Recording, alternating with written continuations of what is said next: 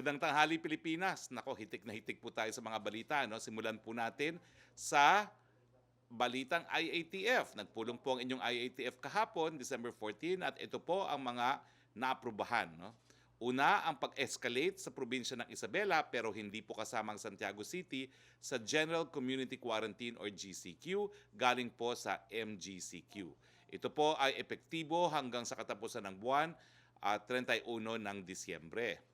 Ang paglalagay sa Isabela sa GCQ ay nakabase sa moderate risk, cross-tabulation ng average daily attack rate at 2-week daily growth rate. At ito rin po ay dahil po sa hiniling at recommend ng governor na si Governor Albano. Inaprubahan din po ang mga sumusunod na rekomendasyon. No? Una, ang pagpayag sa face-to-face insurance agents qualifying examination sa mga lugar na nasa ilalim ng General Community Quarantine or GCQ, pero dapat po sumunod sa health and safety protocols ng Insurance Commission. So yung mga nag-a-aspire po maging mga ahente, pwede na kayong mag-exam. Pangalawa, ito po, exciting. Ang pagpayag sa request ng Philippine Olympics Committee na magbalik training ang ating mga pambansang atleta sasali sa Tokyo Olympics sa isang bubble type setting. Ang pag-conduct ng bubble type setting ay gagawin sa pakipag-ugnayan sa Regional Task Force kung saan gagawin ang training at lokal na pamahalaan kung saan nandoon ang proposed venue. Sana po marami tayong makuhang ginto sa Tokyo Olympics. Pangatlo, ang pagbabalik operasyon ng provincial buses pero sa point-to-point routes na inaprubahan ng Land Transportation Franchising and Regulatory Board at Local Government Unit of Destination. Kasama na rin po dito yung mga stopover at mga transit terminals. Hintayin lang po natin ang guidelines na ilalabas ng DOTR at ng LTFRB ukol dito. At dahil malapit na po ang Pasko at bagong taon, alam naman natin na dadami ang mga tao na lalabas ang kanilang mga bahay at para mabawasan ang panganib na dala ng hawahan ng mga tao, nire-require na ng inyong ITF ang pagsuot hindi lang po ng face shields at face mask. Ngayon po kasi kinakailangan palaging naka-face mask. Pero ang face shields ay required lamang para sa mga malls at enclosed na mga lugar. Pero ngayon po, kinakailangan isuot na kapareho ang face shield at ang face mask. At kinakailangan po full ang face mask. No? Kasama nga po yung full yung face shield, kasama yung face mask, ear-loop mask, indigenous reusable or do-it-yourself mask or other protective equipment. Ito po ang latest na ating model, si Liz. Minsan po nagmo-model siya, minsan nagtatrabaho sa Office of the Press Secretary. Ngayon, dalawa po ang kanyang katungkulin, model and Office of the Presidential Spokesperson. Mali po ito Ibalik nyo yan, hindi kayo papapasukin sa mga mask. Mali yan, hindi kayo papapasukin sa mga malls at saka pag lumabas kayo sa bahay na ganyan lang ang suot, bawal po yan. Ang kinakailangan, full. Yes. Pagkatapos po mag-model ni Liz, mag-Victoria's Secret naman po siya. Maraming salamat, Liz. Wala kang talent fee, Baka mamaya singilin mo ko. Anyway, nagpulok din po ang miyembro ng gabinete ni Presidente Rodrigo Roa Duterte kagabi para sa kanilang 49th cabinet meeting. No? At ito ang ilan sa kanilang mga napag-usapan at napagkasunduan. Inaprubahan po ng Pangulo at ng kanyang kabinete ang panukalang mayroon ng pilot implementation or dry run ng face-to-face classes sa ilang piling paaralan sa mga lugar na may mababang banta sa COVID or low COVID risk para sa buong buwan ng Enero ng susunod na taon. Naka-flash sa ating screen ang inaprubahang timeline. Basahin po natin itong timeline na ito. No? Mula Disyembre 14 hanggang 18, magsusumiti po ang mga regional directors kay Secretary Briones through the Undersecretary for Field Operations sa mga nominated schools for pilot implementation or dry run. Sa December 28 po, magkakaroon ng pagpili ang ating secretary kung saan gagawin itong mga pilot classes neto. No? Sa January 4 to 8 po, magkakaroon ng orientation, mobilization, and readiness confirmation of selected pilot schools. From January 11 to 23, magkakaroon po ng implementation of pilot activities including joint monitoring by DepEd and the COVID-19 National Task Force. At from January 25 to 29, magkakaroon po tayo ng submission of regional reports on the pilot implementation, evaluation for final recommendation to the President.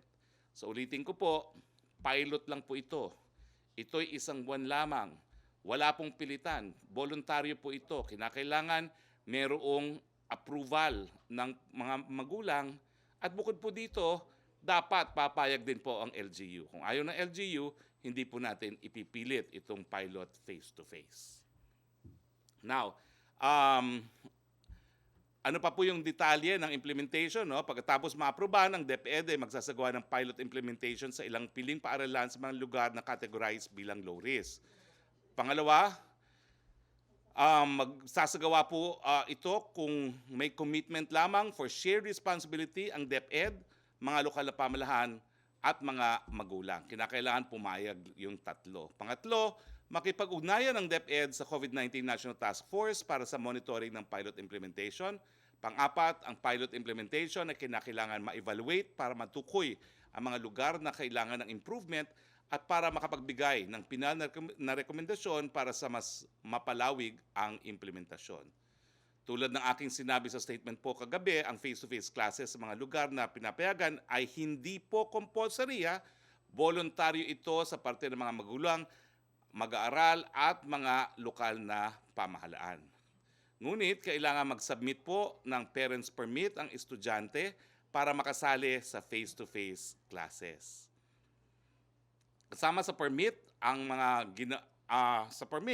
ginawa para mag-observe ng health standards sa bahay habang nasa biyahe, sa paaralan at immediate disclosure ng sintomas ng COVID-19 or exposure kung sino man miyembro ng household.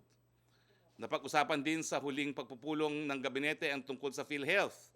Ang issue po ay pagsusunod yung delayed payment sa mga ospital na na-experience natin. So pinatawag po sila, pina-explain kung bakit delayed po yung payment nila sa mga ospital.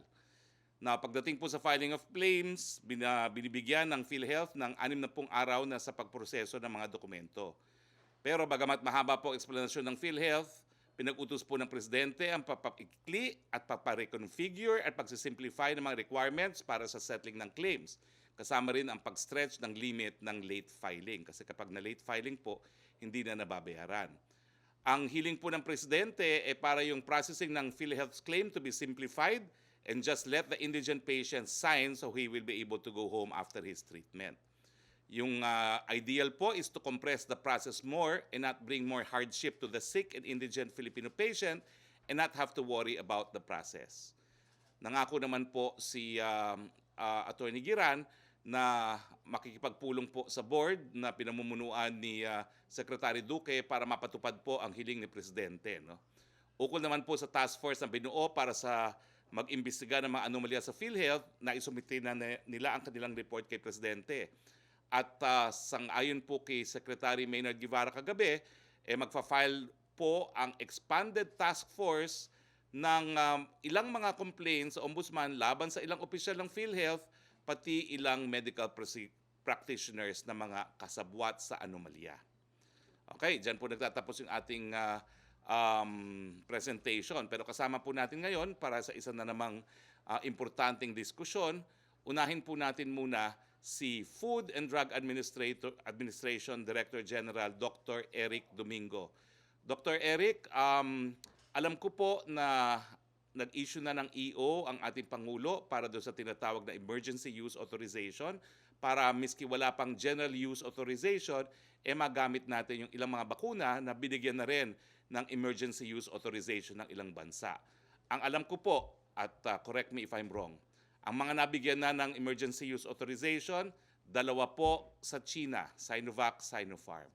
Ang Pfizer po sa United Kingdom, ang Pfizer din po sa Estados Unidos at sa Canada. So 3 bansa na po yan. At lately po, yung sa Bahrain ay Sinopharm. So anytime po, inaasahan natin na itong mga nakadevelop na ng bakuna ay mag-a-apply para po sa issuance ng Emergency Use Authorization. Paano ba ho ang magiging proseso pag itong mga kumpanyang ito ay mag-a-apply para sa EUA na tinatawag? The floor is yours, Dr. Domingo. Ay, maraming salamat at magandang tanghali, Sec. Harry, no? Katulad po ng sinabi ni Sec kanina, ang Presidente nag-grant po ng authority sa FDA na magbigay ng EUA under the following conditions po. No? Number one, kung based on the totality of evidence, including data from clinical trials, it is reasonable to believe that the drug or vaccine may be effective to prevent, diagnose, or treat COVID-19. Pangalawa, the known potentials of the drugs and the known and potential benefits of the drug outweigh the known and potential risks. And number three, there's no adequate and available alternative drug or vaccine for diagnosing, preventing, or treating COVID-19. At yung EUA, binibigyan din po tayo ng karapatan na gumamit ng reliance or recognition ng mga decision po at saka evaluation ng mga mature regulatory agency katulad ng US FDA, ng UK FDA, or ng WHO pre-qualification. So bilang tugon po doon, naglabas din kami ang FDA kahapon ng guidelines kung ano po ang mga i-require natin sa isang kumpanya na mag-a-apply ng emergency use authorization dito sa Pilipinas. And let me just share my screen at we'll go through it. So yung pong EUA, unang-una, to remind everybody, hindi po siya Certificate of Product Registration, hindi po siya marketing authorization. Hindi po ibig sabihin nun ay maaari ng ibenta ang produkto kapag may EUA kasi nga po it is still a product under development.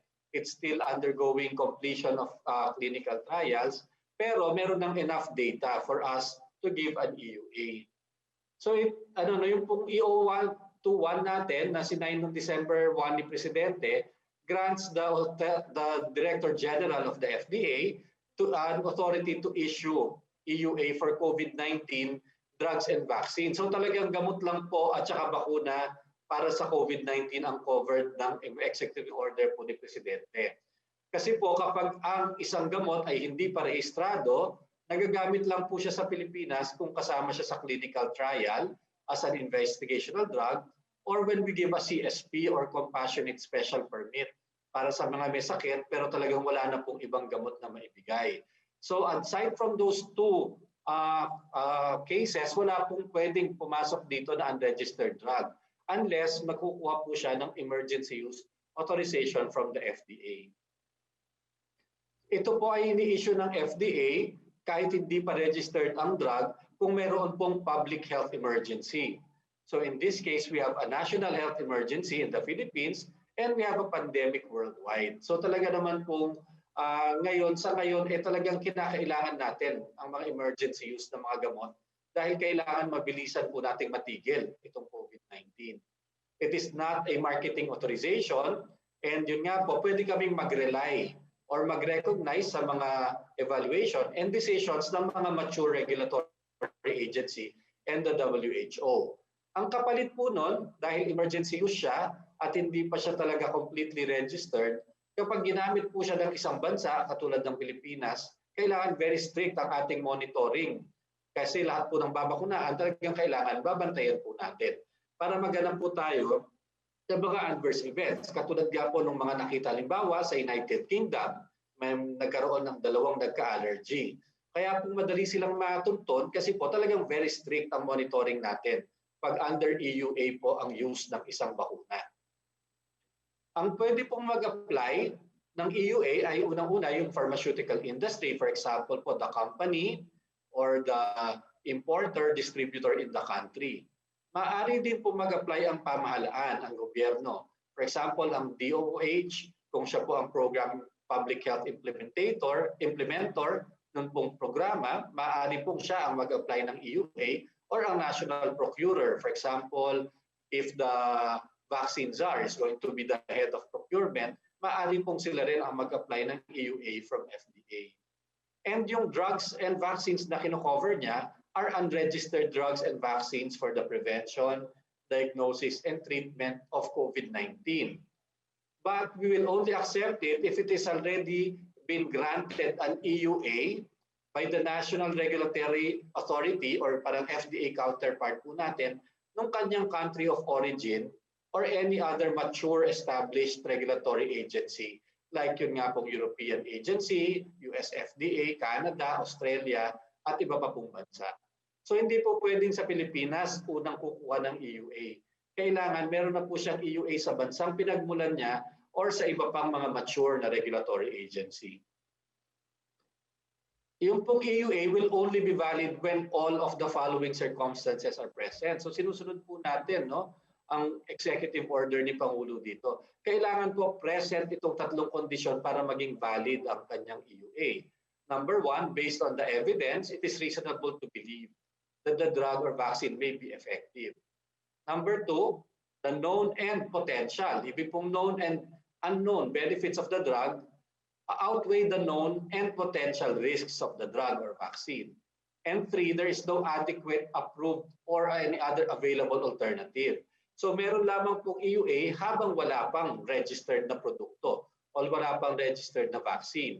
In the next few years, pag nag-register na po ang mga bakuna at fully registered na sila with marketing authorizations, then the EUAs will cease to exist.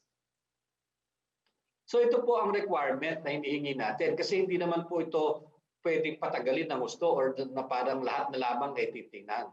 Dahil sila po ay meron ng EUA sa isang regulatory agency nila, lalong-lalo na kung galing sa dalawa or tatlo na mature regulatory and reliable regulatory agencies. Then, ang hinihingi po natin na requirements ay number one, kailangan po siyempre may valid license to operate from FDA kung sino man yung mag-i-import ng gamot. They need to give us proof of good manufacturing practice. Ito po ang nagsisiguro ng kalidad ng kanilang bakuna. Na tuwing gagawin po nila, tsaka kahit iba-ibang batch, lagi po silang consistent yung quality at yung laman ng bakuna. We will ask for a list of countries where the EUA is approved. So kung saan po sila na-approve na EUA, pagkatapos yung proof of approval or yung EUA po mismo, usually comes in the form of a letter, kailangan ibigay po nila sa amin yon. Kasi nakalagay din po lahat doon ang kondisyon ng approval ng kanilang EUA doon sa bansa na kanilang unang pinuntahan. We will ask for reports on actual use from after the issuance of the EUA. So ito po yung bentahan natin, no? Dahil hindi tayo yung nauna, katulad po nitong Pfizer, halimbawa, na gamit na sa UK at saka sa Amerika, at meron pong like yung Sinopharm po yata sa Bahrain or sa UAE, hihingan po natin sila kung ano yung report na nangyari nung sila ay ginamit nila yung bakunang yon, ano yung nakita nilang mga adverse events or side effects, ano yung nakita nila no, na hindi nila nalaman dati habang gumagawa pa sila ng pag-aaral. So i-require po natin yon. We will ask for the complete assessment report. Ibig po sabihin, yung complete report po nang galing sa US FDA, usually po yan, siguro 20-30 pages. Lahat po ng tanong, lahat po ng sagot, at lahat ng data hiningi sa kanila, ipakikita nila sa atin para re-revisahin po natin. And in particular, we will ask them for clinical trial data and results that shows no, na meron silang ipapahiwalay po natin yung resulta sa mga Pilipino, sa mga Asiano or Pacific Islanders, meaning people who have the same racial group as us, para makita rin natin yung effect niya as compared to other races, sa puti, sa itim, or sa iba-iba pa po. No? So ipapahiwalay natin sa kanila, ipapadisaggregate natin yung data, showing data for Filipinos, Asians, and Pacific Islanders. Hihingin po natin sa kanila yung available stability studies and the ongoing studies. Importante po kasi yung stability dahil baka manggagaling po sa Europa ang produkto, ang bakuna, ibabiyahe, tas dadalhin sa Pilipinas. So kailangan maipakita po na stable ang produkto simula sa pinanggalingan niya hanggang sa lugar na kung saan mag-iiniksyon. Nandun din po yung risk management plan. So kasama po dito ang mga dapat pag-ingatan, kung anong dapat gawin pag may nangyaring hindi ka nais-nais, kung paano po ang pag-monitor at pagbabantay or yung pharmacovigilance. Required po yan ng isang manufacturer ng gamot. We're going to ask for the product characteristics. These are very technical documents po ito no, sa mga pharmacist po natin to. Characteristic of products at saka yung lot protocol, meaning kung ano yung ginagawa nila ng mga test bago ilabas ang produkto para alam na sigurado ang kalidad niya. And of course, we will require certain product labeling. May minimum information po yun. Pangalan ng produkto, kung kailan siya ginawa, kailan expiration, storaging practice niya, kung ilang degree siya dapat, nakalagay po doon. And we will be encouraged smart labeling or electronic labeling. Yung baka po meron lang QR code, tapos pag tilagay nyo sa cellphone nyo, mababasa nyo na lahat doon.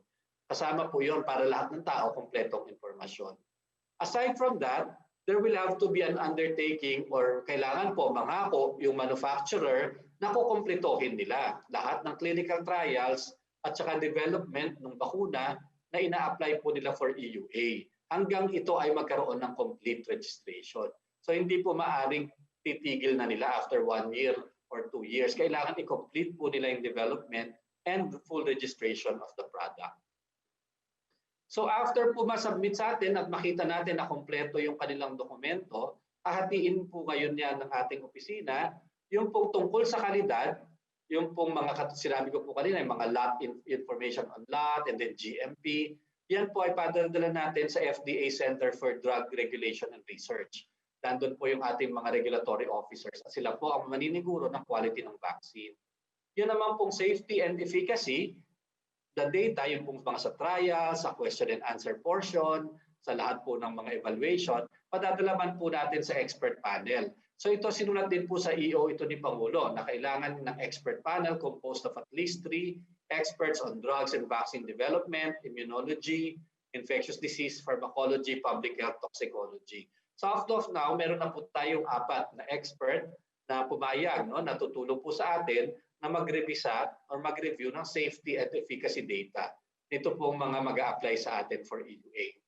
And after that, ito padadala po sa atin ng ating CDRR, ng mga regulatory officers at saka nung pong ating mga experts, yung kanilang review at yung kanilang pong analysis ng data at padadala po sa aking opisina.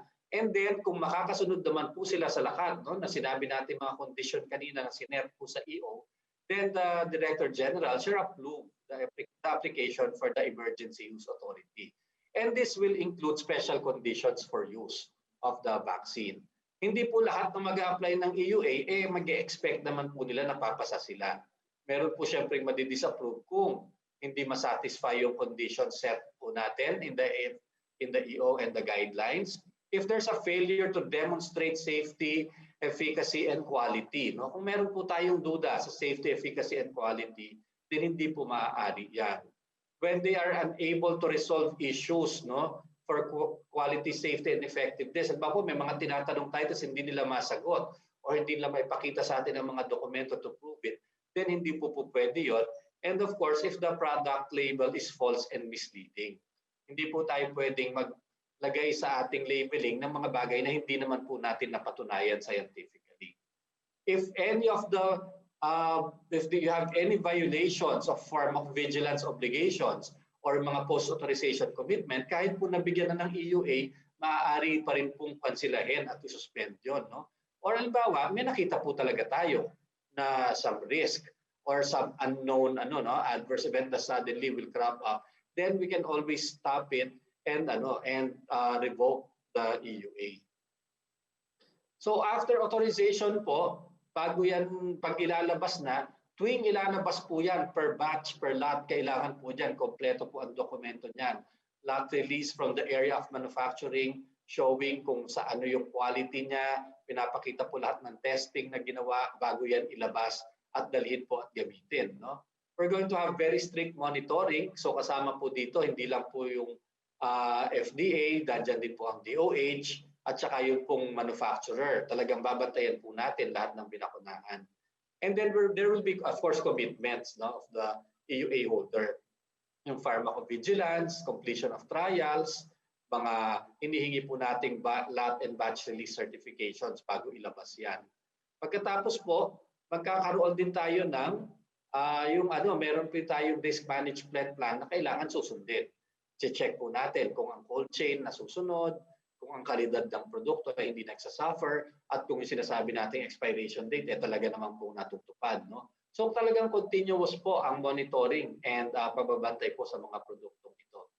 If there are any changes, of course, they will have to tell us also. The EUA holder will have to notify the FDA if there are any changes in the product, for example, or the manufacturing site. And yung monitoring and surveillance, responsibilidad po ng lahat yan.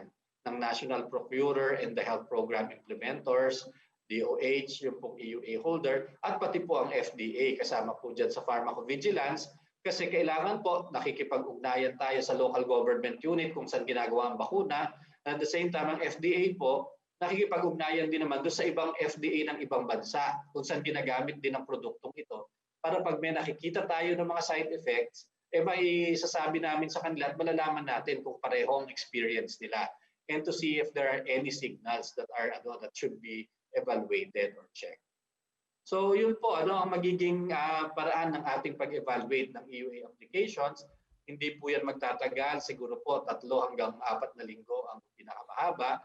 Lalong-lalo na po kung galing na po sila sa mga bansa na alam nating very mature and reliable ang regulatory agencies or kung galing po sila sa WHO. Okay, Salamat po. maraming salamat Dr. Eric Domingo. Ang tanong ko lang po, meron na ba hong nag-apply para sa EUA sa ngayon? Wala pa po, pero may mga nagtatanong na po. No? Since kahapon, may mga nag-i-email na po tayo ng mga companies, lalo po na po yung mga nakakuha na ng EUA sa ibang bansa. And sa palagay ko po, malapit na rin pong mag-apply sila, mag-submit. Very country-specific po kasing requirements and they will probably need some time to build the documents needed for each and every country na mag-a-apply po sila. Well, alam ko po sinabi nyo na before na 21 days ang kailangan para maaktuhan ng FDA ang application for EUA. Pwede ba hong mapaikli yun? Maaari pong mapaikli pa, no? Kasi halimbawa po, meron nang galing, may WHO pre-qualification na siya, may US FDA pa siya, may Canada pa siya, may Australia pa. Pag ganun po kasi, mas madali na pong revisahin dahil complete na po ang mga evaluation niyan and we don't have to look too closely. Kaya lang kung wala pa po kasing galing sa ibang mga mature regulatory agency na EUA, magiging mas maingat lamang po tayo kasi may listahan po ang WHO no tinatawag nilang mga mature regulatory agencies na maaari pong mas mabilis ang pagrebisa kaysa po dun sa iba na medyo mas masinsin ng kaunti. Last question na lang po galing sa akin. No? Ang China ba ho kasama dun sa mga mature regulatory agencies? Hindi pa po, no? Ang China, ang India o ang Pilipinas, hindi pa po tayo mga mature regulatory agencies. So pag po mga applications galing sa mga bansa katulad natin, usually mas masinsin ang ating pagbabasa at pag-check lalo na kung may language barrier. However, if a product for example po from China, nakakuha naman siya ng approval sa US FDA or sa WHO pre-qualification, then that is a mature regulatory agency. And that makes it faster and easier for us to review. Thank you, Dr. Eric Domingo. Please join us for our open forum. No? Kanina po sinabi ni Dr. Eric Domingo na yung procuring entity ay pwede rin mag-apply para sa EUA.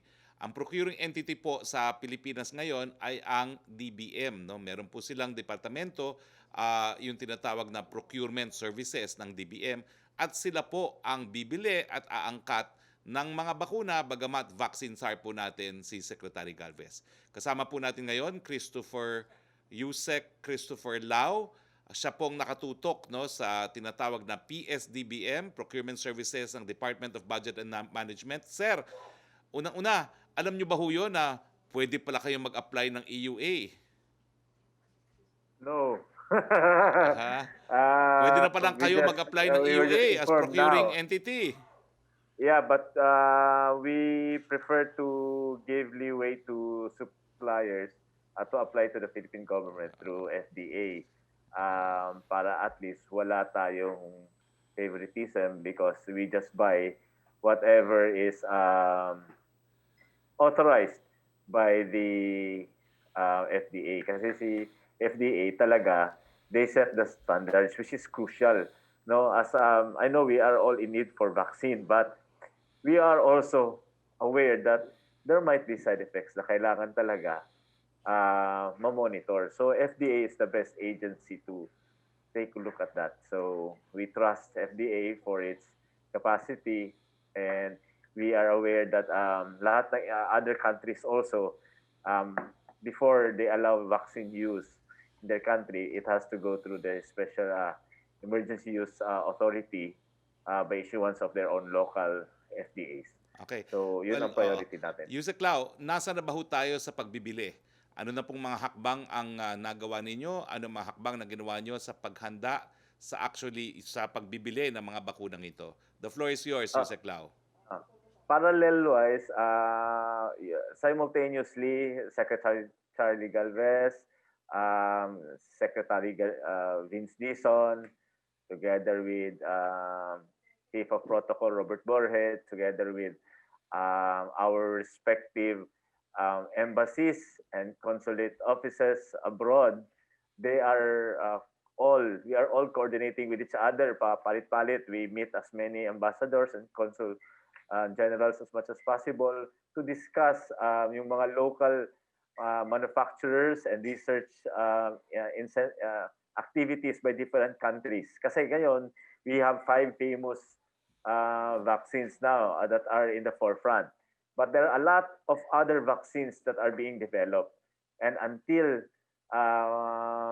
we are able to close the deal or meron tayong maraming ma-identify talaga, we try to search for more and make negotiations. So, yung mga ripe na, doon na ang pinamadali na natin through Secretary Charlie Galvez. Pero yung mga bago pa, phase 1 and phase 2, dinadaan pa natin kay dumadaan tayo sa not FDA but DFA, Department of Foreign Affairs, and DOH and DOST. Para pag medyo umabot na lumagpas na ng phase 2, papasok na ng phase 3, doon na pumapasok po sila sa Charlie and the vital institution that makes the final assessment is the FDA.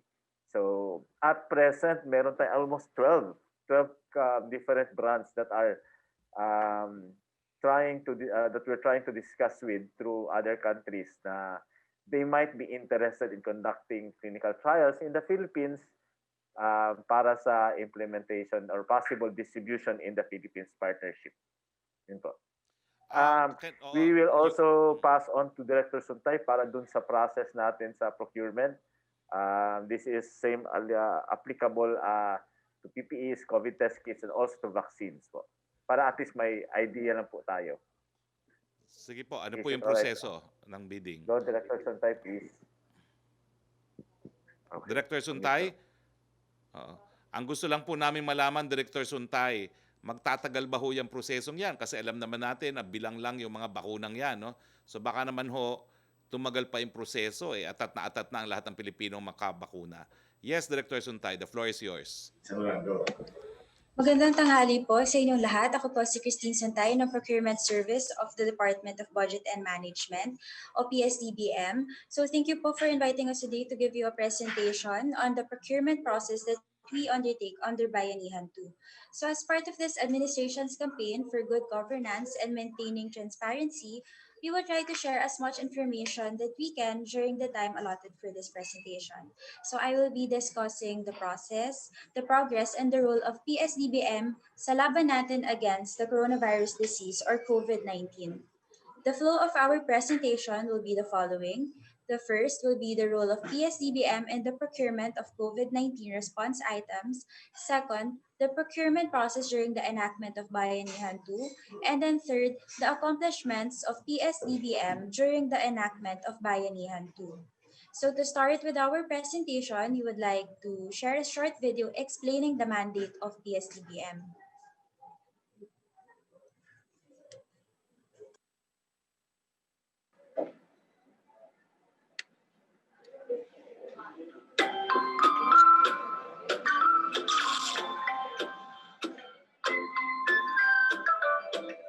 Buying and selling in the marketplace is like a maze. Kailangan pang pumunta ng consumer sa iba't ibang tindahan para tingnan ang presyo, quality, at specifications ng bawat produkto kung ang mga ito ay pasok ba sa kanilang qualifications. Ang supplier naman ay nagpupunta sa iba't ibang establishmento para mag-present ng kanilang mga produkto. This is time and money consuming. Kung minsan ay wala pang mabili at mabenta dahil hindi nagmamatch ang ino-offer ng supplier sa requirements ng consumer. But with a procurement service of the Department of Budget and Management, you will be amazed. Ang PSDBM ang magsisilbing meeting place ng buyers and sellers. Halos lahat ng common use supplies and equipments o CSEs at non-CSEs na kailangan ng government agencies ay maaaring ma-procure sa PSDBM. Mula paper clips, janitorial supplies, computers and printers, maging motor vehicles at tickets for air travels. At bilang procurement agent, bumibili din ang PS ng mga non-common supplies and equipment or mga unique requirements ng mga ahensya tulad ng infrastructure projects, mga armas at gamit sa national defense, equipment para sa hospital at iba pa. Makakasave na sa time and resources. Makakasave pa ang gobyerno dahil ang presyo mas mababa kumpara sa market price. At ito ay dahil sa diretsong nakikipag-transact ang PSDBM sa mga manufacturers. Kaya't hindi na rin kailangan pang magpunta sa iba't ibang government offices ng mga suppliers. PSDBM ay ang link sa pagitan ng government agencies at manufacturers sa pamamagitan ng pagbebenta ng items. I-access lang ang www.ps-ilchems.gov.ph para malaman ang mga items na pinoprocure ng PSDBM mula sa mga suppliers at ino-offer para sa mga government agencies. Lahat ng mga proyekto na ipinabibid ng PS ay nakapublish din sa modernized Ilchems. Because in procurement service, we provide smart procurement solutions. For more information, visit www.ps-ilchems.gov.ph or call 02-8290-6300 or 8290-6400 or email at helpdesk@ps-ilchems.gov.ph. Ma'am Suntay, pasensya na po kayo, no? Because of time limitation, can I ask you to proceed directly po doon sa procurement process na pagdadaanan po pagbili ng vaccine? Kasi Okay po. nagte-text na po Slide yung five. mga kasama natin sa Malacañang Press Corps na gusto na nilang magtanong, no? So, doon lang po tayo dito sa proseso ng actual procurement. Ano po yung mangyayari? Slide 5 tayo. Ito na. Ma'am, go ahead. Doon lang po So doon ito sa po, we'll see here stages. po that the whole procurement process po of Bayanihan 2 takes a minimum of 16 days po. So the procurement in Bayanihan 2 is longer compared to Bayanihan 1 po because competitive bidding is applied to reduce the adverse impact of COVID-19 in the Philippine economy. So sa Section 4U po ng Bayanihan to Recover as One Act, they require the application of domestic preference with the DTI in procurement of COVID-19 related goods. So for day 1 po, ito po yung pre-procurement conference kung saan po nire-review po ng BAC ang documentary compliance and bidding documents in line po with the requirements ng Bayanihan 2. Sa day 2 to 4, ito po yung advertisement or posting of invitation to bid. Sa day 5 to 8, ito po yung pre-bid conference and issuance of supplemental bid bulletin. Day 9 to 10, ito po, ang nangyari po dito ay deadline na po ng submission or receiving po of bids and bid opening.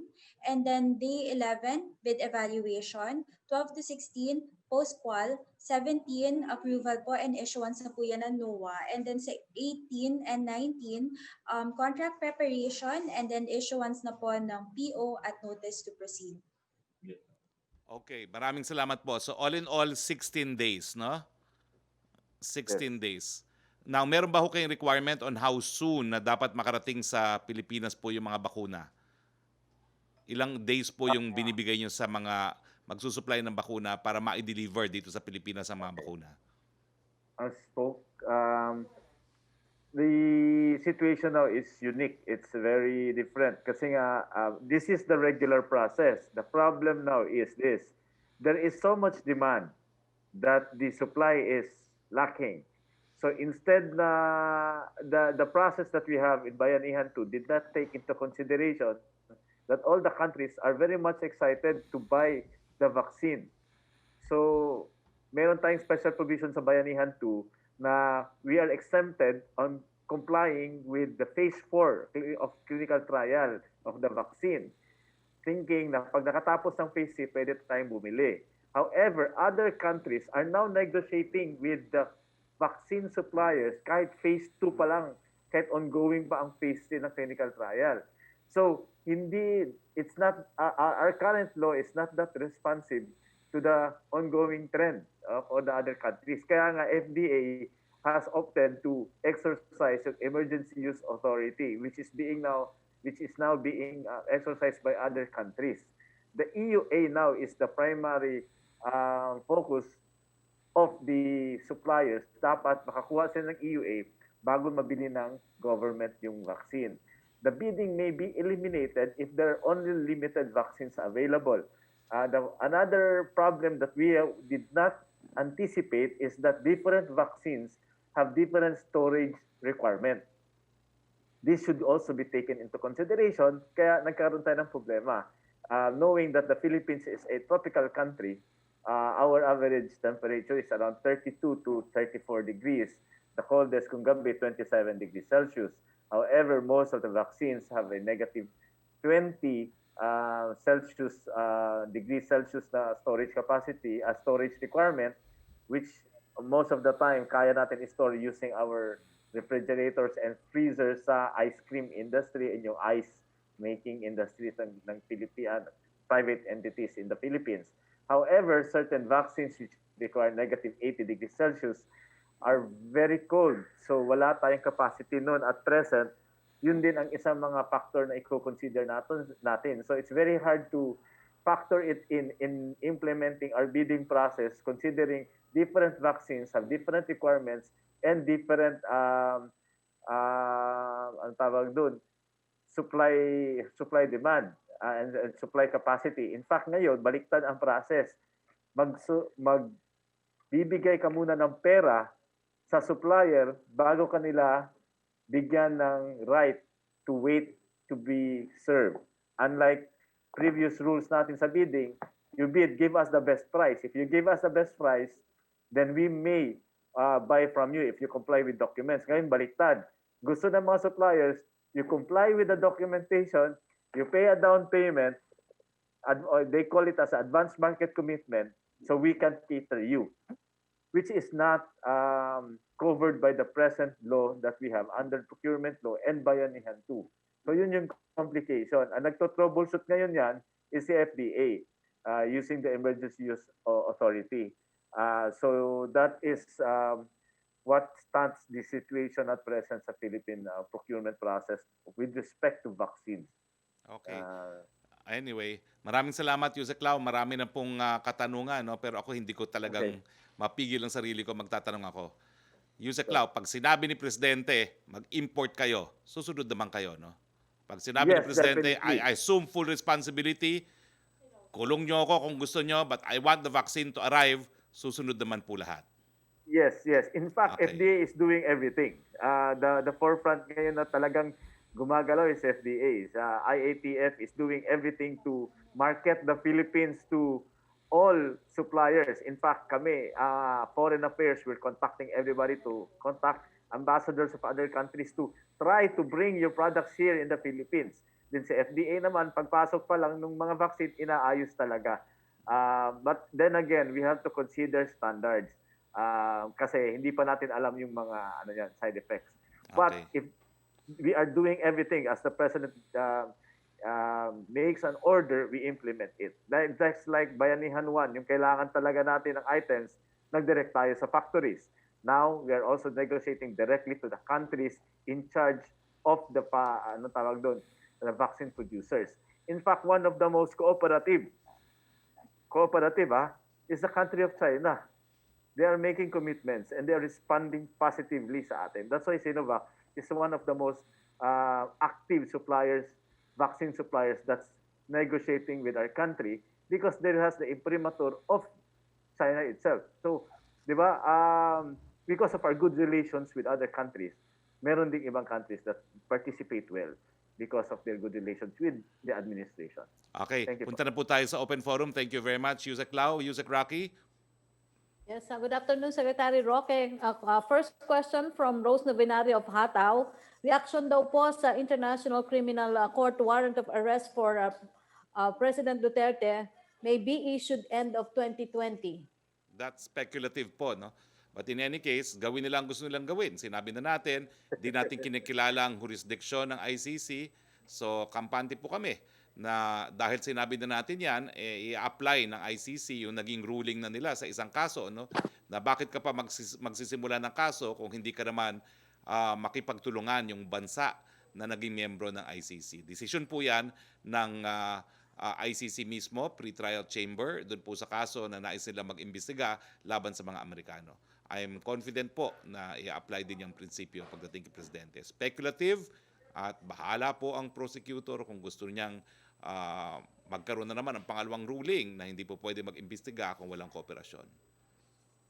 Ang tanong mula kay Tuesday New of DCBB, may minention lang siya, the decision of whether the International Criminal Court's chief prosecutor will seek authorization to launch an investigation into alleged extrajudicial killings linked to the government's war on drugs would be out in the first half of 2021. Nasagot ko na po.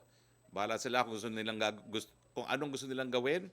Di po natin kinikilala ang jurisdiction ng ICC at ang decision mismo ng ICC sa kaso po ng mga Amerikano doon sa mga nangyari sa sa Afghanistan pala, ay nagsabi na kapag walang kooperasyon, bakit ka pa magsisimula ng investigasyon? Sayang lang po ang pera at ang oras.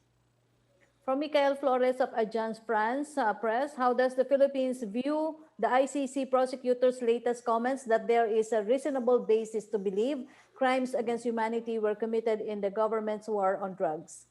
Obviously, we do not agree with her. It's legally erroneous dahil meron po tayong minimum gravity na required. Hindi po lahat ng krimen ay liniliti sa ICC. Pero gaya na aking sinabi, meron na pong desisyon ng ICC na hindi sasayangin ng ICC ang pera at panahon ng kanyang mga opisyales sa mga kaso na hindi naman po uusad dahil walang kooperasyon. Thank you, Secretary. Melo, ako niya, please. Yeah, Secretary, I wouldn't want to rub it in. Good afternoon, by the way. In the resolution on the Republic of the Philippines by the ICC, it said the exercise of the court's jurisdiction on the investigation and prosecution of crimes committed up to and including 16 March 2019 is not subject to any time limit. May I have your views about this? There is no decision issued by the ICC yet. That is misleading. Okay. Okay, may iba po ako. Sige. Ano po ang Christmas gift na maibibigay sa mga kawani at mga nagretiro sa IBC 13 na naghihintay ng grasya ngayon? Nako, wala po ko alam dyan. Pakitanong na lang po si Secretary Andanar o di naman kaya si Yusek Roque. Okay, salamat po. Para po sa ating kasama mula sa FDA, magandang hapon po, Dr. Domingo.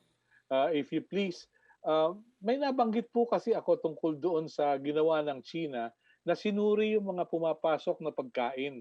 At kamakailan, nalaman nila na mayroong traces ng COVID-19 doon sa salmon mula sa Russia. Meron po kayang coordination ng FDA at ang Bureau of Customs para masuri yung mga pumapasok na pagkain sa bansa ng legal. Salamat po. Opo. Unang-una po, Melo, no? Wala naman po talagang ebidensya na nagsasabi na ang COVID-19 ay makukuha natin sa contaminated na pagkain. So wala pa pong ang WHO, hindi pa rin po sila naglalabas ng advisory on food na nakakitaan ng COVID-19 dahil wala pong anything that shows na pwede tayo makakuha ng COVID-19 doon. Pero yun pong sa koordinasyon, ang alam ko po ang Department of Agriculture po ay nagko-coordinate. In fact, may mga panahon po na ibinawal nila yung mga chicken na contaminated din with COVID-19.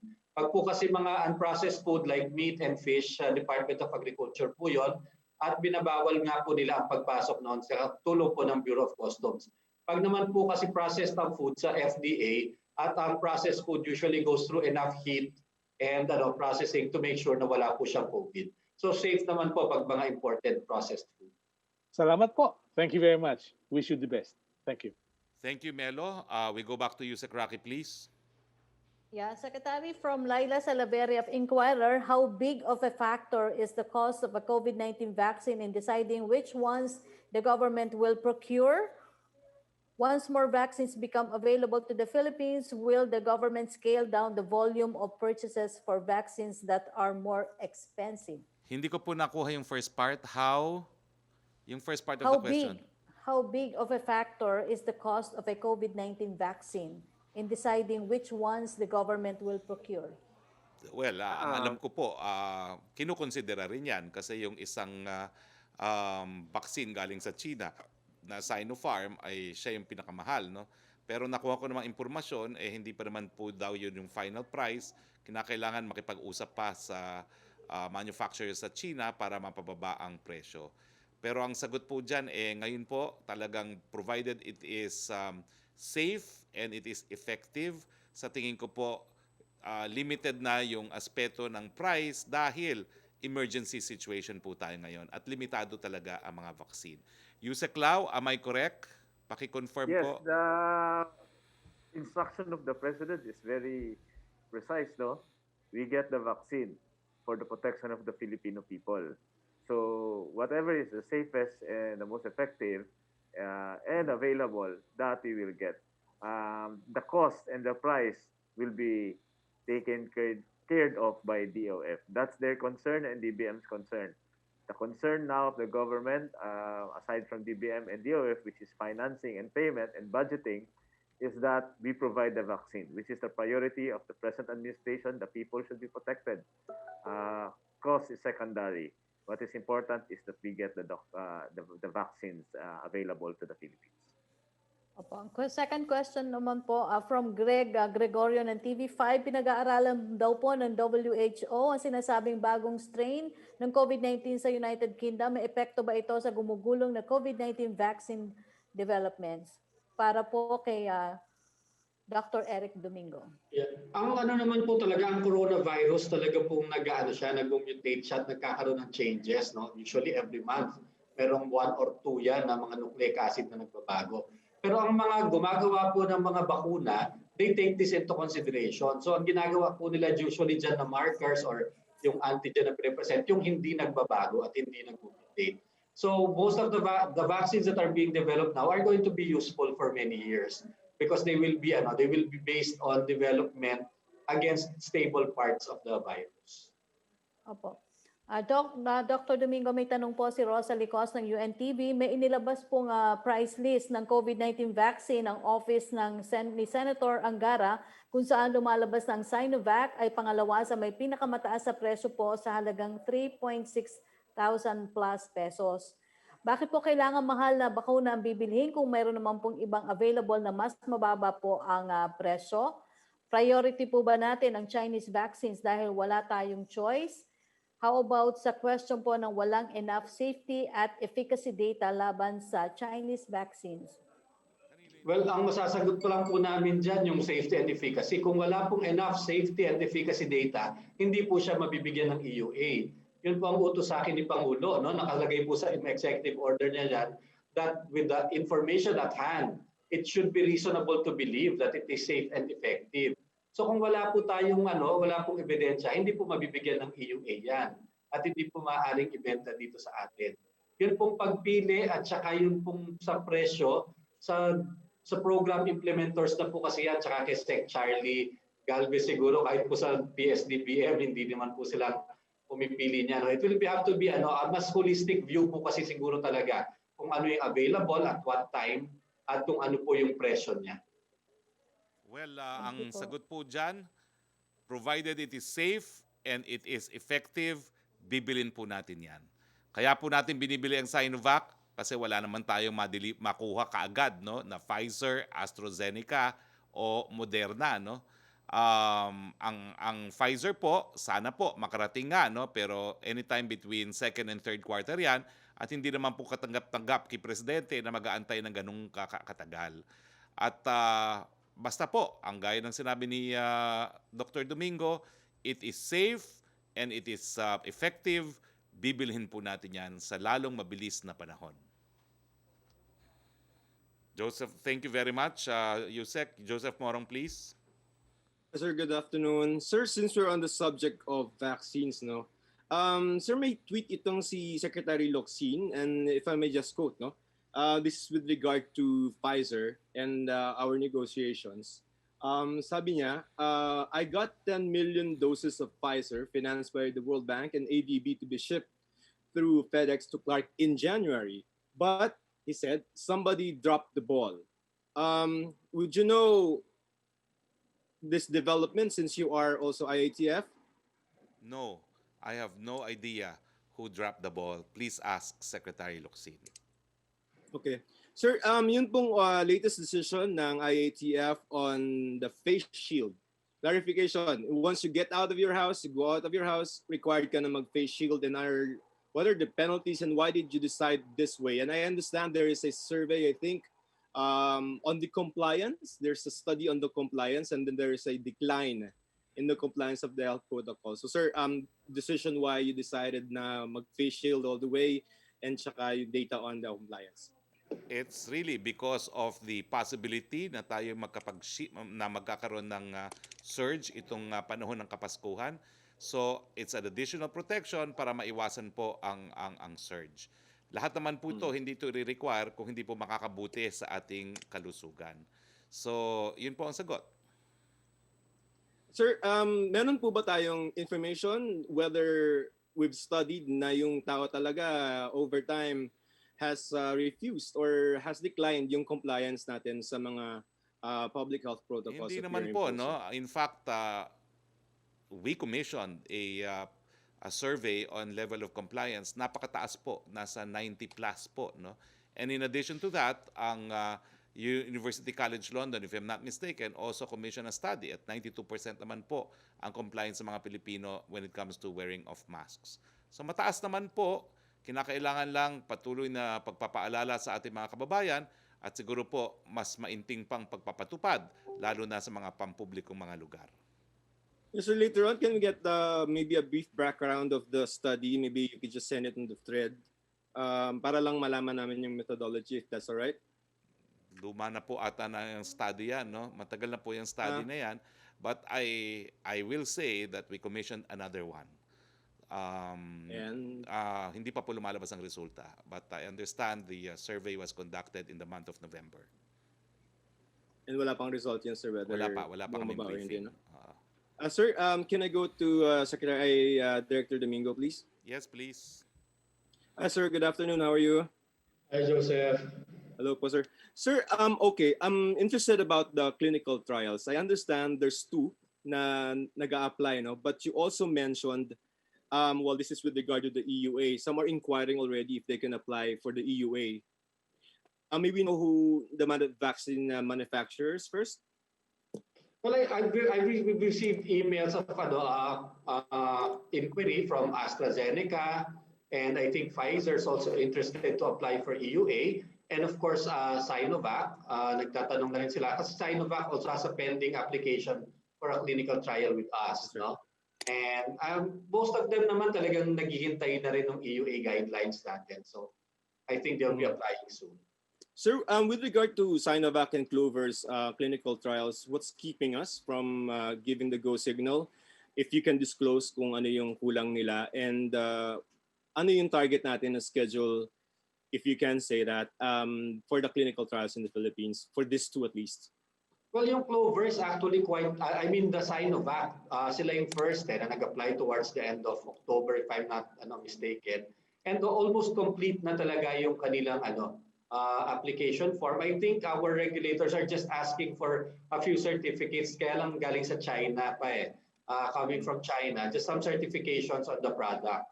And then the one that later, kasi a month later, si Clover, and that is now also under evaluation. So I believe that might be ready maybe in a couple of weeks, as long as they complete all of the documentary requirements. And the target date for implementation, if ever, maybe January? Probably January, pwede na yan. Oo, yun lang talaga. Hinintay na lang namin yung konting papel. Okay, sir. Thank you for your time. Secretary Roque, thank you for your time. Thank you, Joseph. Back to you, Sec. Roque, please. Yes, so Secretary, question from, wait lang po. Question from MJ Blanca Flor. Dr. Tony Liachon said this morning that the palace did not answer his question as to why the government is eyeing to purchase vaccines from Sinovac despite the supposed lack of efficacy and safety data. He also said he was not surprised with your comments yesterday since the government is not open to criticisms. Ano po ang masasabi niyo rito? Unang-una, nasagot na po ang dahilan kung bakit kumukuha tayo ng Sinovac kasi yun lang po talaga ang magbibigay ng supply sa lalong mabilis na panahon at hindi naman po natin bibilhin yan kung hindi sasabihin ng FDA na ito'y ligtas at ito po'y epektibo.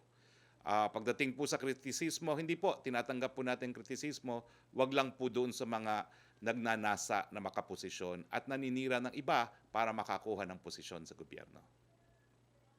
Question from Virgil Lopez of GMA News Online. Will the palace instruct the Department of Foreign Affairs to file a communication with the ICC to refute the findings of the ICC prosecutor? Hindi po yan trabaho na ng DFA dahil wala na nga pong jurisdiction ang ICC sa katauhan po ng ating presidente. At kampante po kami na with jurisprudence in the ICC, wala pong dahilan para magpatuloy na sa examination ang prosecutor ng ICC. Palace reaction daw po, nearly half of or 48% of Filipino families said they consider themselves poor, while only 16% reported feeling not poor, according to the November 2020 survey by the social weather stations. Well, nakakalungkot po talaga yan at yan ay epekto ng pagpatuloy na lockdown natin at quarantine dahil nga po sa pandemya. Ang Christmas gift na lang po na maibibigay natin sa lahat ay yung pag-asa na matatapos na nga po itong pandemyang ito dahil nandyan ang bakuna. Ginagawa natin ng lahat para maibigay ang mga bakuna sa mga Pilipino kahit ano pang halagang yan. At dahil alam natin na ito lang po ang tunay na solusyon sa pandemyang ito. At matapos po ang pandemya, lahat po tayo, makakabalik na po tayo sa ating mga hanap buhay at bababa po yung kahirapan. Thank you, Secretary. Pierre Renado, please. Hello, sir, can you hear me? Yes, go ahead. We can hear you.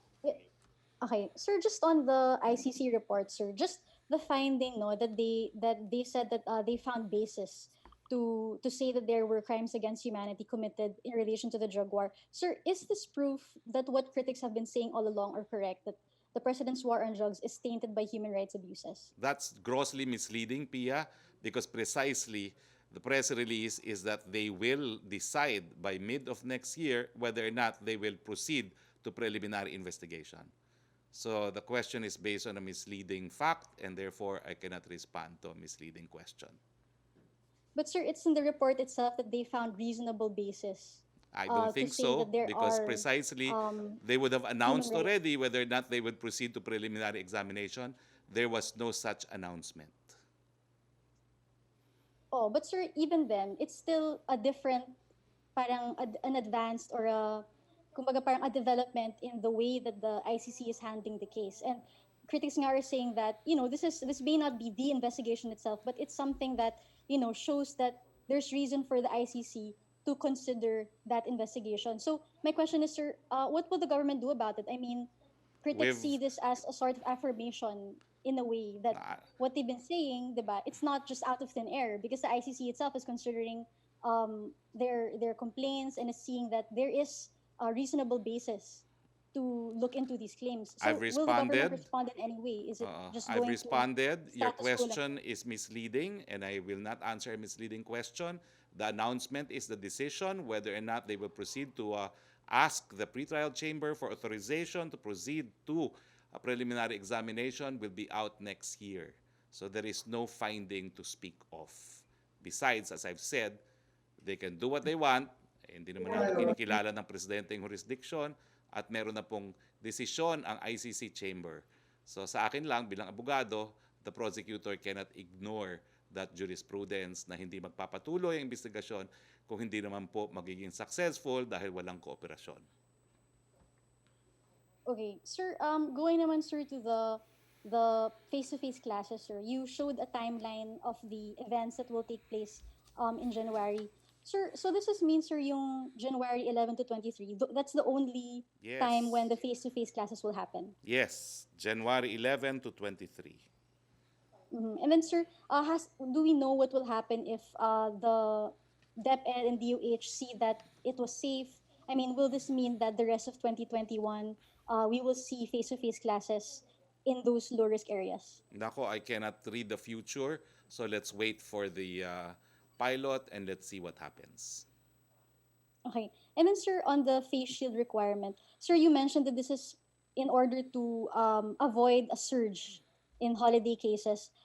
So does this mean that at a certain point, ililift po yung face shield requirement, or this will be forever, like for an indefinite period of time? Alam mo kasi halos lahat naman tayo meron na tayong face shield eh. Kasi hindi ka makapagtrabaho, hindi ka makapunta sa mall kung walang face shield. So ang realidad, lahat tayo meron ng face shield. Ang bagong rule na lang is isuot kapag lalabas ng bahay. So I don't think it's an issue of cost anymore kasi I doubt kung meron pang tao na walang face shield. So let's just say it is added protection at it is here to stay hanggang tayo po ay mabakunahan. At hindi naman po siguro magrereklamo na mahal, no? Dahil 5 piso na lang po ang face shield ngayon. Hindi sir, hindi yung cost. It's more of the time frame. Will this be a requirement forever until mawala yung pandemic or just for the holiday season? Hindi ko po alam, no? Pero ang sinasabi ko nga, whether be it for the holiday or for longer period of time, meron na tayong face shield, gamitin na lang for added protection dahil meron naman pong studies that show na talagang nai-improve ang chances of avoiding the disease pag sumuot ng face shield, not just a face mask. Okay, thank you very And then, much, Pia. Sir, last question, just a clarification. 6 questions na yan. No? We'll have to go to back to Yusek Roque. Thank you. Yes, Yusek Roque, please. Okay. Secretary, question from Chris Jose of Remate. Clarification lang daw po, tama po ba na mas pabor ang Malacañang sa Sinovac vaccine ng China kumpara po sa ibang vaccine na mas mura gaya ng Pfizer? Tapos mas maraming bansa na ang nag-approve dito. Ano po ba ang basehan ng pagbili ng vaccine? Kasama po ba ang pagkonsidera sa presyo ng bakuna? Lilinawin ko po muli. Dalawa po ang criteria natin, dapat ligtas, dapat epektibo. Ang problema, gustuhin man natin ng Pfizer, wala naman tayong makuha para sa first quarter. Ang tinatarget ng delivery ng Pfizer, na hindi pa natin alam kung ilan, ay sa second at sa third quarter. At maraming hindi na makakaantay ng second to third quarter. Kaya nga po, lahat po yung mga batas natin sa procurement, yan naman po ay based on human experience. Sa panahon ng pandemya, health emergency, bibili natin ano ang mabibili natin. At sa ngayon po, ang talagang nagbibigay sa atin ay ang bansang China dahil nagkaroon nga po ng kasunduan din si President Xi na isi-share ng China ang bakuna na magagawa sa China. Pero ganyan din po ating kasunduan sa Russia, ganyan din po ating kasunduan sa India. At siyempre po, kung makakakuha tayo ng Pfizer na AstraZeneca at nakakuha na nga yung pribadong sektor ng AstraZeneca na balita ko, mapaparami pa, at saka Moderna and Johnson & Johnson, well and good po. Pero ngayon, the market is really demand-driven and we will get what we can procure. Wala po tayong favorites. Opo, ang question mula naman kay Maricel Halili ng TV5. Senator Gatchalian calls for the replacement of TRB's head following its failure to address heavy traffic caused by cashless toll collection. He said the executive director is not doing his job. Do you support this statement? Should the TRB's head be replaced? I will not comment for the time being dahil hindi ko po alam kung ano yung hindi nagawang katungkulan ng ating TRB head. No? Sa ngayon po, alam ko, patuloy po ang pag-uusap sa panig po ng operator at ng mga lokal na pamahalaan. Inaantay lang po natin ang kung ano man ang magiging kasunduan nila. Pero pagdating po sa TRB, may jurisdiction po talaga ang TRB at hindi ko lang po sigurado kung yung kontrobersiya na ito ay mapapaloob po sa kapangyarihan na binigay sa TRB. Let me check on that. Opo, second question niya, Senate adopts a resolution asking DOTR to suspend the implementation of cashless transaction on tollways, stating that implementers are not equipped to make the transaction. What's your thought on this? How will this affect the government's effort to minimize spread of COVID? Well, the question po has become moot in academic dahil tumatanggap na po muli sila ng cash. And I regularly pass through NLEX and TPLEX. So meron na po silang cash collection booths. Yung question naman po ni Ace Romero, nasagot niyo na about sa tweet po ni Secretary Locsin. Ang susunod pong tanong mula naman po kay John Punsalan ng ABS-CBN para po kay Yusek Domingo, nasubmit na po ba sa inyo ang application ng Janssen and may update na po ba tayo sa iba pang vaccines under evaluation? Wala pa po yung sa Janssen, hinihintay pa namin. Although mukhang pumasa na daw sila sa vaccine expert panel ng DOST, meaning may endorsement na po sila para sa kanilang clinical trial, hinihintay pa po namin yung official application nila sa FDA. At yun nga po, ang pending pa rin natin ngayon, yung sa Clover at saka sa Sinovac dahil may mga kulang pa po silang dokumento na hinihintay lang natin isubmit. Opo, question mula naman po kay Cedric Castillo para pa rin kay Yusek Domingo. Given that COVID vaccines and candidate vaccines can prevent disease, pero maari pa rin naman mag-contract ang virus at maging carrier ang isang nabakunahan. Ano po ang posisyon ng FDA dito at ano po ang maaring abiso sa publiko?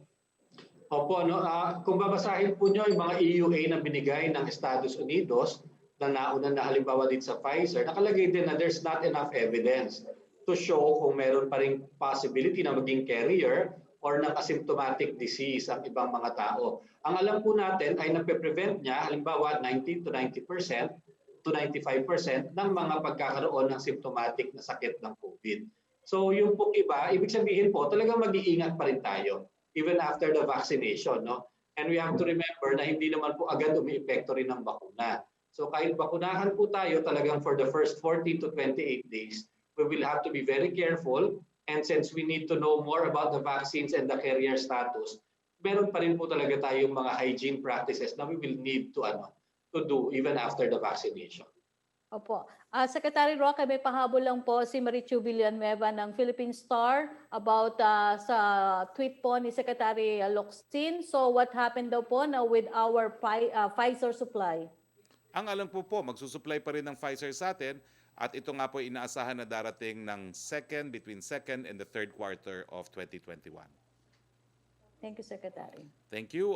We go to Trish Tirada, please. Hi, good afternoon, Secretary. Good afternoon, Sir Domingo po. Sir, yung una, before I move to my main questions po, una lang sir, yung dun sa wearing of face shields, is there going to be a penalty kung hindi po magsuot or kung makalimutan magsuot ng face shields? We can only enforce it. Nasa lokal na pamalahan po ang pagpapataw ng parusa. Nulum crimen, nula puenes sine legge. Mm-hmm. Sir, dito po sa face-to-face or limited face-to-face classes, ano po yung naging consideration or nag-prompt sa Pangulo to try this setup out? Well, kasi nga po, ito ay para sa low COVID areas. It is a pilot and it has to be consented to by the parents and the LGU. Ano yung primary consideration? Kasi alam natin na talagang itong ginagawa nating blended learning is far from ideal. At ang ideal pa rin talaga is face-to-face. So we're trying to see if we can live with the virus at malalaman po natin kung po pwede nga, lalo na dun sa mga areas na talagang wala namang COVID na. Mm-hmm.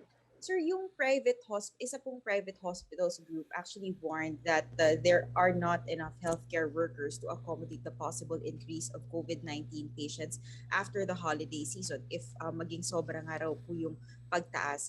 Is the government ready for a potential hospital care crisis po when a COVID surge happens? Right now, we do not see the crisis because lahat po ng ating critical care capacity is not even in an alarming stage, no?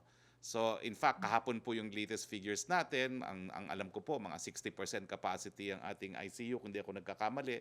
So, marami naman po tayong espasyo, pero ang sinasabi ko nga po, wag nating hangarin na tayo mga ilangan ng espasyo dahil ang gusto natin ay Merry Christmas and Happy New Year and not a stay in the hospital. Mm-hmm. Sir, with that, kasi magbubukas na rin po yung simbang gabi or magsisimula na po siya bukas. Any reminder, sir, for mass goers and even the LGUs in terms of implementing yung ating minimum health standards? Buo po ang tiwala natin sa mga simbahan, sa simbahang Katolika na ipatutupad po yung existing guidelines, 30% capacity and may distancing po sa mga upuan. At siyempre po, kinakailangan lahat na magsisimba, naka-mask, naka-face shield, kinakailangan mag-disinfect at kinakailangan walang kahit sino na merong simptomas ay magsisimba. So, alam ko naman po na bilang mga Kristiyano, importante itong simbang gabi, pero dahil tayo nga po ay mga Kristiyano, no, meron din tayong obligasyon na pangalagaan ang ating kalusugan dahil sinasabi nga po sa Biblia, ang ating mga katawan ay templo ng Panginoon. So alagaan po natin, ingatan po natin ang pagkakasakit sa pamamagitan ng mask, hugas, iwas. Mm-hmm. Sir, my last question is either for you or Director Domingo or sa PSTBM guests po natin. Yung about lang po dun sa Pfizer vaccine, because sir, if we really wanted this Pfizer vaccine, were there efforts in previously or earlier to reach out to them, especially dun sir sa early stages ng paggagawa pa lang ng bakuna? Because I understand, sir, for example, Singapore, their Prime Minister said that they are working silently in the early days pa lang po nung pagbuo nitong bakuna ng Pfizer. Kasi sir, hindi po ba advantage to ng mga rich countries na maaga po silang kumilos or nag-negotiate with Pfizer, for example? Naku po, malinaw po na no less than our Secretary of Foreign Affairs negotiated with his counterpart in the US, Secretary Pompeo, para tayo po ay magkaroon ng supply ng Pfizer. So hindi naman po tayo nagkulang dyan, no? At meron talaga pong kasunduan na bibigyan tayo ng Pfizer. Ang issue nga lang po, when, no? Pero ang kasunduan po ay January pa po, no? January darating sa Clark. Well, anyway, ang tinatanong ko, when the negotiation took place. Pero ang alam ko po, maaga pa nakipag-negotiate na po si Secretary Locsin dahil naalala ko po yung meeting na yan. No? Pero maaga pa po in 2020, nakipag-negotiate na po si Secretary Locsin. Hindi lang nakipag-negotiate, nakipagkasundo pa na bibigyan tayo ng Amerika ng Pfizer. Thank you, Secretary. Salamat po. Yusek Roque, please. Thank you, Trish. Question from Pia Gutierrez, ABS-CBN. May identified areas na ba for the possible resumption of face-to-face classes?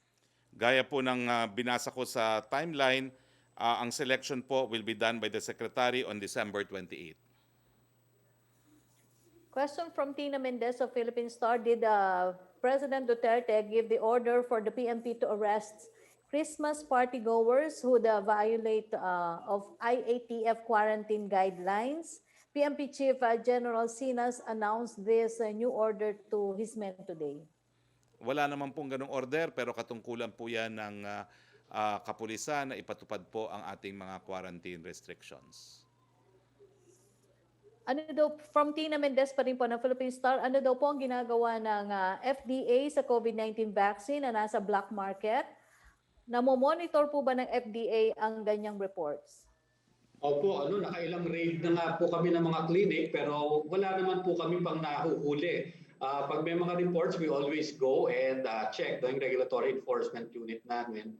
Pero winawarn po namin lahat kayo, no? Pag may nakita kayong binibenta o inilala ko, wag po niyong ipapaturok yan dahil wala pa po talaga tayong registered or allowed authorized vaccine dito sa Pilipinas. So pumapasok man po yan, illegal, hindi natin alam kung saan siya dumaan, kung paano siya na-handle, and it might not be safe for you to have yourself injected. No? Wag po, hindi pa po talaga, wala pa pong bakuna dito sa atin. At saka pag binili nyo po yan sa black market, hindi nyo alam kung peke yan. Baka tubig lang yan, magbabayad pa kayo ng napakamahal para sa tubig na ituturok sa inyo. Question from Ace Romero for Secretary Roque daw po. You mentioned we are buying Sinovac because we cannot immediately buy doses from AstraZeneca, Pfizer, and Moderna. But is the government ready to wait given that data on safety and efficacy of Sinovac vaccine seem to be lacking, at least for now? If yes, how long? How do you balance the need to... Ace. How do you... Oo. Yes, sige po. Well, gaya ng sinabi ni Dr. Domingo, wala naman po tayong gagamiting bakuna na hindi napatunayang ligtas at epektibo. So kung wala pa po yung third clinical trial nila, hindi po natin magagamit yan. How do you balance daw po the need to ensure that Sinovac vaccines are safe and effective and at the same time satisfy the directive of the President on immediate access to vaccine? There is no balance whatsoever. Kinakailangan napatunayan mo ng ligtas at epektibo bago natin bibilin at gagamitin. From Jonah Villaviray, Asahi, Manila, about wearing a full face shield over a mask in public places. Does this mean when you go to the street outside your house, you have to wear a face shield? How about the common areas in condos and private villages? Yes, it is now required. Alam mo sa common areas, required naman talaga yan dahil enclosed yan no? Yes, as soon as you leave your house, wear face shield. Meron na naman tayong lahat niyan. From Sam Medinilla, nakasubmit na po kaya ang Congress ng 2021 national budget sa Office of the President? Wala pa rin po. Wala pa rin po. Para wag po kayo mag-alala. Ang sabi naman sa akin kagabi ni Secretary Wendell, nakakakuha naman siya ng advance copy. At maski hindi pa formally submitted, ay napag-aralan na at medyo alam na ng DBM kung ano yung mga line items na posibleng i-veto ng Presidente. Ibig sabihin, hindi po tayo maaantala doon sa pag-aaral dahil napag-aaralan na po at inaasahan pa rin natin mapipirmahan po ang budget para maging epektibo sa 1 ng Enero.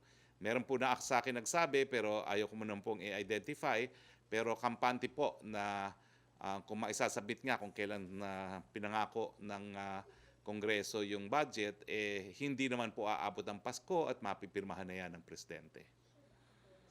Ito lang, follow-up lang niya sa Secretary, in case lang po may sagot pa. How long po kaya ang itatagal ng review of the 2021 national budget at kinukonsider na po kaya ng palas ang possibility daw po ng reenacted budget for next year?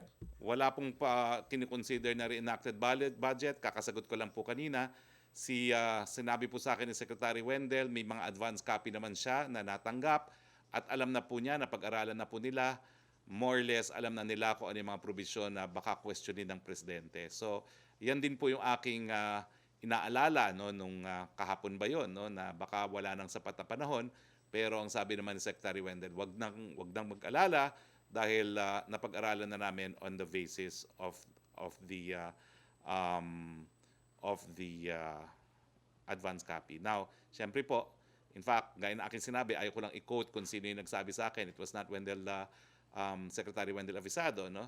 We are even planning a ceremonial signing of the budget before Christmas. Ayaw ko na lang po magsabi kung kailan exactly. Okay, thank you, Secretary. Thank you very much. Okay, wala na po tayong mga katanungan. As usual, sabi ko sa inyo, napakadami nating balita ngayon. So nagpapasalamat po kami sa ating mga naging resource persons, sa Yusek Domingo, Director General ng FDA, Yusek Lau ng PSDBM. Maraming salamat sa lahat ng ating mga kasama sa Malacañang Press Corps. Maraming salamat sa iyo, Yusek Roque. So, mahigit isang oras po ang ating ginugol para sa diskusyon tungkol na naman sa bakuna. Alam niyo po, dito sa press briefing, puro bakuna ang pinag-uusapan natin dahil alam natin na tanging bakuna lang ang magtatapos nitong pandemyang ito.